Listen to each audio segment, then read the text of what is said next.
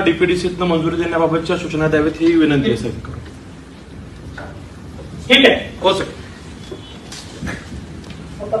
ठीक आहे.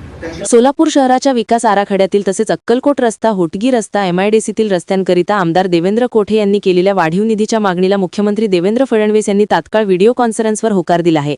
जिल्हा वार्षिक नियोजन बैठक गुरुवारी जिल्हाधिकारी कार्यालयात झाली होती. या बैठकीस व्हिडिओ कॉन्फरन्सवरून मुख्यमंत्री देवेंद्र फडणवीस यांनी मुंबईतील वर्षा या शासकीय निवासस्थानावरून मार्गदर्शन केलं. यावेळी पालकमंत्री जयकुमार गोरे यांची प्रमुख उपस्थिती होती. पहा थेट संवाद. साहेब, महापालिकेची आर्थिक स्थिती नाजूक आहे, तर डीपीडीसी मधून थोडा वाढीव निधी महापालिकेसाठी मिळावा. विशेष करून डीपी रस्त्यांसाठी निधीची आवश्यकता आहे. आणि जे अक्कलकोट रोड एमआयडीसीला आपण मंजुरी देण्याचं सांगितलं साहेब, 75% स्टेट आणि 25% डीपीडीसीतनंच मिळावी.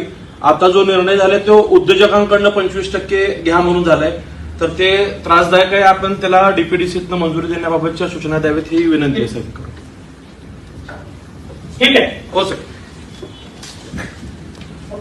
ठीक आहे. सोलापूर. धन्यवाद. आता